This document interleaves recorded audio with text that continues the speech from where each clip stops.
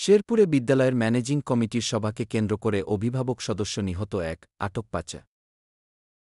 শেরপুর জেলার সদর উপজেলার চরমচারিয়া ইউনিয়নের হরিণধরা উচ্চ বিদ্যালয়ে ম্যানেজিং কমিটির সভাকে কেন্দ্র করে বিবদমান দুটি পক্ষের মধ্যে আদালতে মোকদ্দমার ঘটনায় এবং আদালতের নিষেধাজ্ঞা উপেক্ষা করে ওই বিদ্যালয়ের প্রধান শিক্ষক মোহাম্মদ রফিকুল ইসলাম ওরফে বাবুল ও এডহক কমিটির সভাপতি মোহাম্মদ শফিকুল ইসলাম মুক্তা ২২ ফেব্রুয়ারি শনিবার সকাল ১০:৩০টার দিকে ওই বিদ্যালয়ের কক্ষে সভা করার প্রতিবাদ করায় অভিভাবক সদস্য ৩ সন্তানের জনক মোহাম্মদ হারেজ আলী নামে এক ব্যক্তিকে ধারালো ফালার আঘাতে নির্মমভাবে হত্যা করা হয়েছে।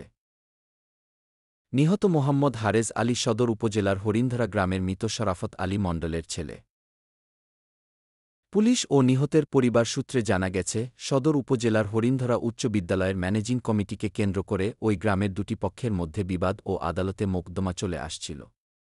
এদিকে বিজ্ঞ আদালত শান্তি বজায় রাখার জন্য ম্যানেজিং কমিটির কার্যক্রম বন্ধ রাখতে নিষেধাজ্ঞা জারি করেন। অপরদিকে আদালতের নিষেধাজ্ঞা উপেক্ষা না করে শনিবার সকালে ওই বিদ্যালয়ের প্রধান শিক্ষক মোহাম্মদ রফিকুল ইসলাম ওরফে বাবুল ও এডহক কমিটির সভাপতি মোহাম্মদ শফিকুল ইসলাম মুক্তাসহ অপরাপররা বিদ্যালয়ের অফিস কক্ষে এক সভা আহ্বান করেন। এ সময় ওই বিদ্যালয়ের অভিভাবক সদস্য মোহাম্মদ হারেজ আলী তাদের বেআইনিভাবে সভা করার প্রতিবাদ করলে প্রথমে বাকবিতণ্ডা শুরু হয়।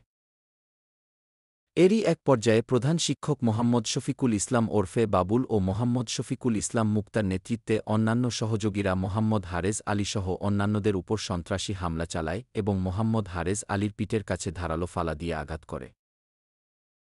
পরে গুরুতর আহত হারেজ আলীকে উদ্ধার করে শেরপুর জেলা সদর হাসপাতালে নেওয়া হলে কর্তব্যরত চিকিৎসক তাকে মৃত ঘোষণা করেন।